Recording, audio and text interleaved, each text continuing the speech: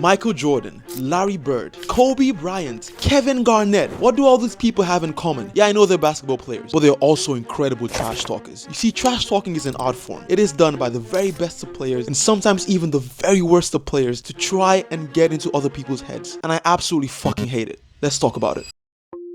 Whether you love it, whether you hate it, trash talking is literally everywhere. I mean, I'm talking about the insults, the showboating, the taunts, the shouts, all that good stuff. It is literally everywhere. And for some people, like, that's just part of the game. And honestly, rightfully so. But for me, it just doesn't feel right. Like, what do you do after you've trash talked the whole game? After you've called them trash, you can't shoot, you can't hoop, blah, blah, blah. Like, what do you actually do? Do you actually go up to them, shake their hands, maybe apologize, and leave it all on the court? Or do you take all that stuff with you outside the court?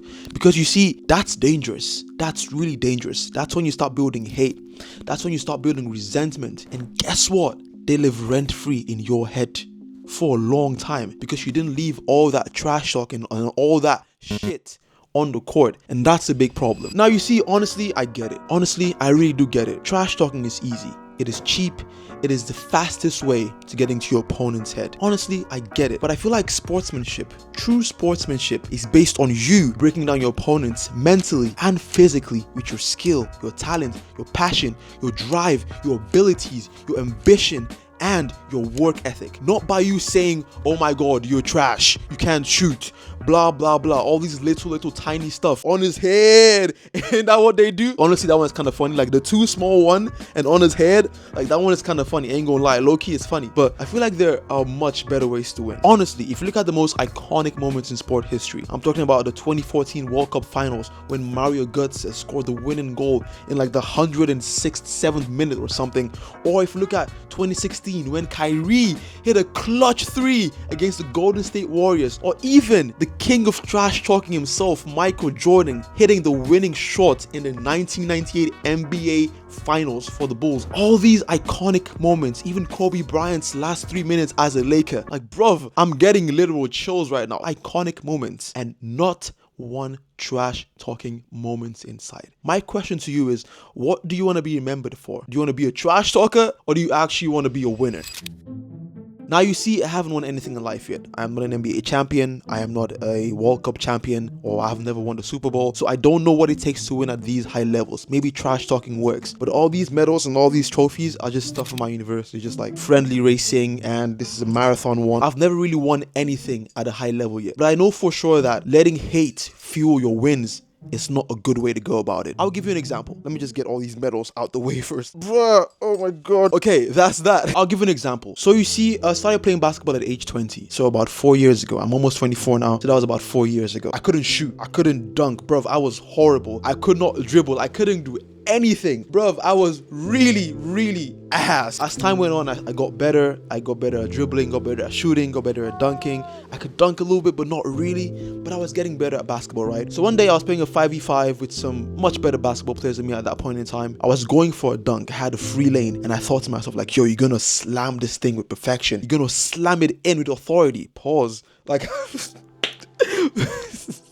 I'm sorry, but I said to myself, like, yo, you have to throw this thing down. Like, he has to go crazy. I went for the dunk and I bricked it. I absolutely bricked it. I mean, I missed that dunk. The brick was hard. Pause again. What's wrong with me? The brick was crazy. I missed the dunk, right? And I remember, like, the players from the other team, they were laughing at me and they were saying all sorts of things. And I went home. I got so angry. I got so mad. I wrote down every single one of their names on a piece of paper. And I said to myself that for the next 6 months or the next year, I'm going to train in the gym, do crazy squats, do crazy plyometrics, and I'm going to be the best dunker that I can be and prove to these boys that I can actually dunk. So I did that. I trained for 6 months, about a year, and I got crazy good at dunking. But the whole time when I was training, 6 months, they were in my head, living rent free. I had built up so much hate for these people in my head that I wanted to just crush them. And even though at the end I could finally dunk, I could fly, I got better at dunking, sometimes I ask myself, like, was it worth it to carry all this hate and all this resentment in my head? Like, was it really worth it? To be honest, to me, honestly, it wasn't. It still feels awkward and weird whenever I see them. These are the effects that trash talking can have on someone. But if I look back to the whole thing, I shouldn't have let the hate and the resentment get to me. Like, you should never let hate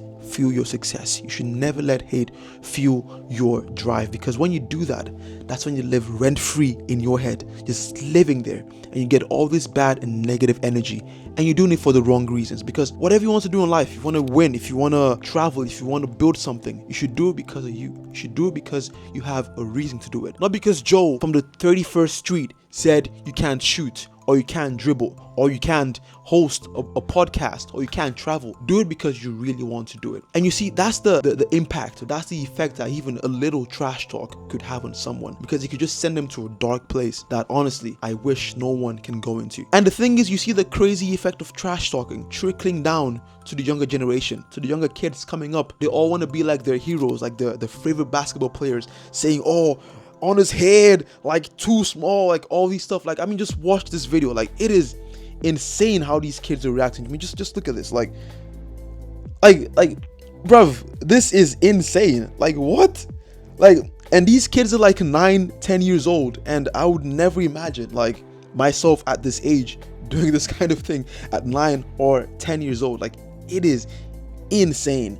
I mean, just look at it. Like you see, like they're all doing like the on his head, like too small, flexing, like just saying crazy stuff. Like, honestly, it is insane. I feel like we should try to be good role models to the younger generation, to the kids coming up, because these behaviors are honestly insane to me. Maybe I'm getting older, maybe it's a new generation, I don't know, but I feel like we should definitely try to be good role models for the kids coming up. In summary, like, trash talking in itself, it's okay. Like, it's okay, but just make sure that after the game, after you've called everyone trash, after you said all the craziest things, like, just shake hands on it, man. Like, just apologize if you have to, and just leave everything on that court. Because if you take it outside the court, that's when it's the most dangerous. You build hate, you build resentment, and it's just not a good way to live life. It's just not a good way to win at all. Now, do I trash talk? Of course I do. Of course I trash talk. Like, whenever I play basketball or football with my boys, with my friends, like, I say the wildest things, but they're my friends. We're all boys, and after the game I always apologize. I'd be like, yo, what I said, I didn't mean it. And we all shake it out like men, like grown men and adults. So just, there was a right place and a right time to do it. You know, just be careful with what you say. Be careful with who you poke. Be careful with the things you do, because you never know the demon or the beast you might be building up in another person. So just be careful how you live life, man, and just take it easy. Anyways, take care. Cheers. Like the video, subscribe, share, all that stuff. We're now at 6K subs. If you can subscribe to get me to 10K, that would be honestly really great. Thank you for making it this far, and I really appreciate it. And yeah, man, just stay locked in, stay ready.